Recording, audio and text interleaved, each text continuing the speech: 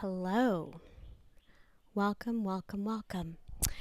It's good to have you guys back. I'm solo today, so something different. And I'm using a different mic because I'm at home and I've got the golf course behind us, so got a bunch of bros back there hitting the ball and dropping some F-bombs. So I'm trying to minimize any background noise. But welcome back to And Still We Rise. As you can see, I'm solo today. And I just had such a good, really healthy situation pop up today that I wanted to share with you all that I just feel like it's too good to pass and part of my own healing journey, which I think will resonate with some of the rest of you all. But welcome back to the podcast, And Still We Rise. I'm your host, Christine Seidel, and this podcast is all about becoming aware and conscious of the inner work that we're doing and finding community to be with others in that. With that said, let's get started. I'm still a little shaken up, a little reeling from this, which I think is good. It's been a lot for me to process today. But I'll tell you a little bit about the incident and then we'll kind of process it together. So Tuesdays are typically my admin days. I have just meetings lined up. It's pretty much, as needed clients, but mostly just allocated towards admin, leadership, just things I need to take care of as a business owner. And I love it. I love it because I can just kind of dig in, do some deeper work. But it's also an opportunity for things to not always go as scheduled. So as I was getting ready to go into a meeting, one of my admin staff sent me a text and was like, hey, how about we pivot and in about 30 minutes you do an interview with this local affiliate news station around teenagers and at-risk teenagers and things that parents can do to help support a healthy connection to protect their teenagers. Yeah, I really read that and my body had a response as if she had sent me a message saying there is a group of sheriffs out here looking for you. Can you come on out here? I went into a full-blown panic attack as I was going into a meeting with one of my other leadership or senior therapists, and I was so taken aback by that. Like genuinely taken aback by that because let's be honest, I have 20 years of formal education, practice and experience of working with children, teenagers, adults, working within that attachment and ego development stage. I do CEs. I have a podcast. Yeah. Hello. Yes, I'm on here. This is my topic. I know that I was put on this earth to talk about childhood, child experiences, healing through childhood, parenting, parent-child relationships. And yet that message literally hit me like a train and I went into straight fear mode. Luckily, I was able to respond enough to say, hey, I'm in a meeting. I'm not going to be able to do it, but reach out and see if they can do 12:30 or 1 or something along those lines. They had a deadline that they had to get this piece out on. But I really, after that meeting, had to go to a place of grounding myself and figuring out what was actually coming up for me. So when we talk about a somatic experience, that's what we're talking about, this physiological response to a trigger that is incongruent to the information that is coming to you. So like I just said, like clearly, this is my wheelhouse. I do it all the time through one-on-one work, CEs, blogs, podcasts.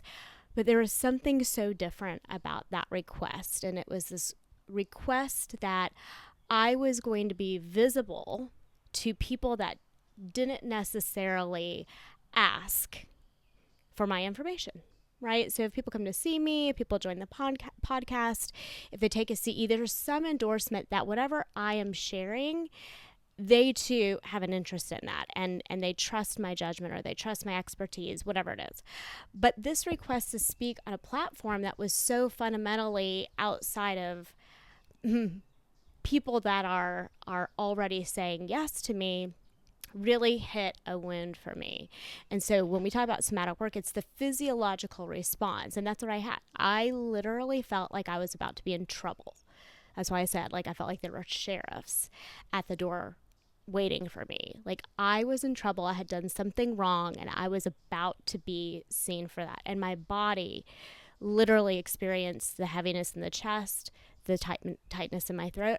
I started crying after I had kind of done my grounding exercise, which for me, I did an EFT script around being safe and being visible and all of those things.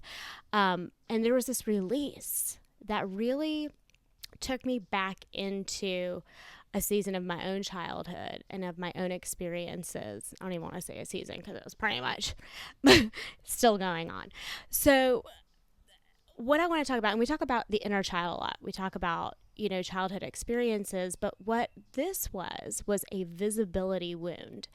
And this is something I've been working on with my therapist. I've been aware of it. There's, always layers to different things.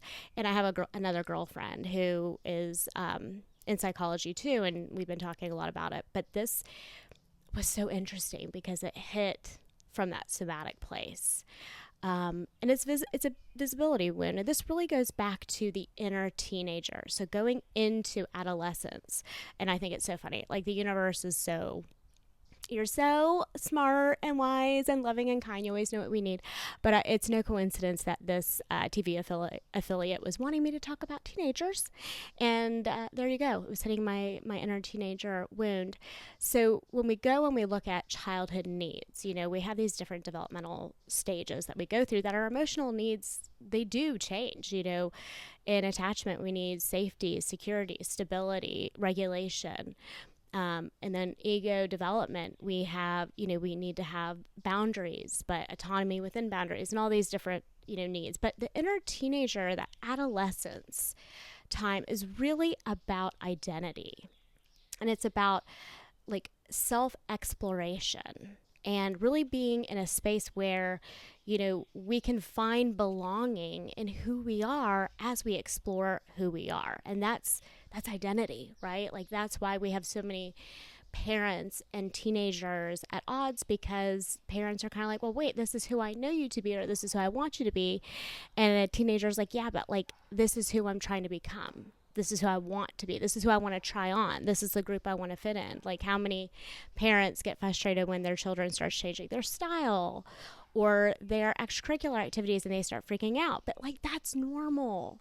That's part of what adolescence is. And when the inner teenager isn't able to develop and or explore that self, that identity, that belonging in safety and security, meaning there isn't going to be this conditional acceptance around that exploration. If they don't get that, they do become very conscious that being visible can often risk relational dynamics. And that means, like, I can be rejected. I could be abandoned. I could be judged. And, we understand that this happens with peers, right? Like, that's why at that age we're so like concerned with what everybody else thinks, what everybody else is doing. But where a wound really becomes deep and harmful is when that same level of rejection or lack of acceptance or judgment comes from our parents or our caregivers. And, I'll give you a little bit of background as to why this hit me so harshly.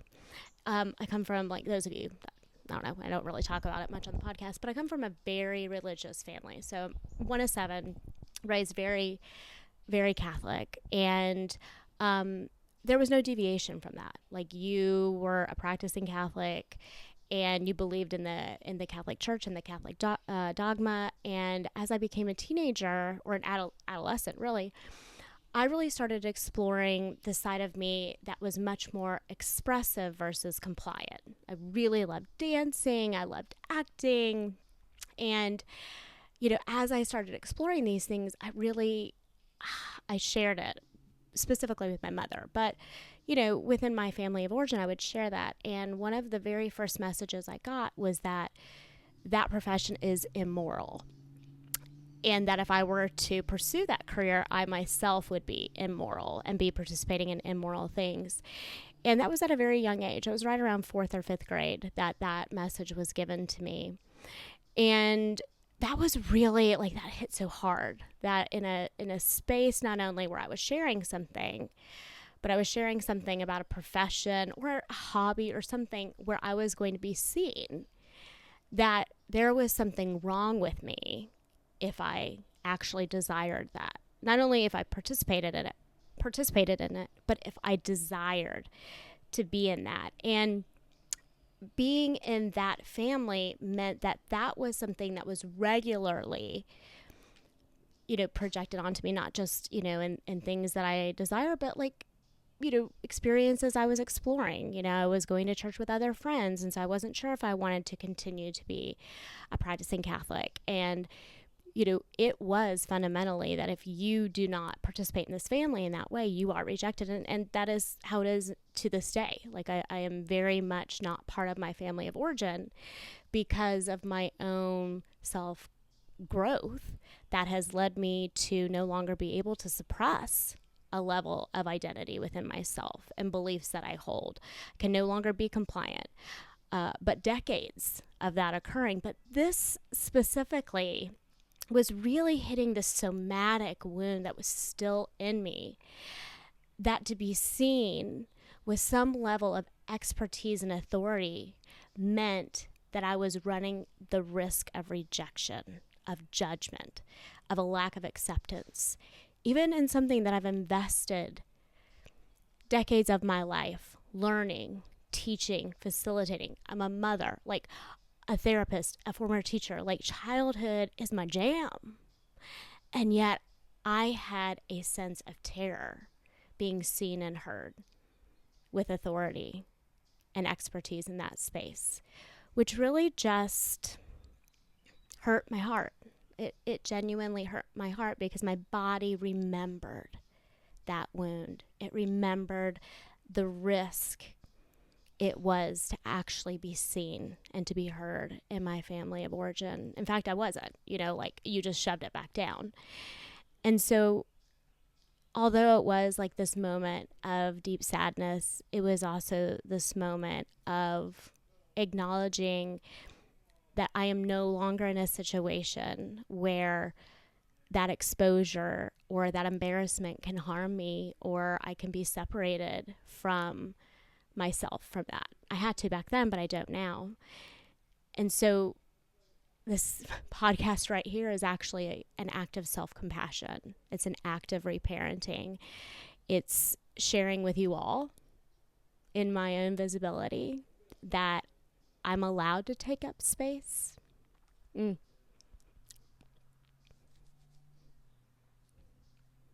I don't have to be perfect to be accepted. And neither do you. Thank you for taking the time to listen to my story, to explore your own visibility. And I hope that something from this resonates. If it does, please subscribe, follow, share. We would love for you to share. And I hope you enjoy the rest of your week. Take care. Oh, listen to the little birdies.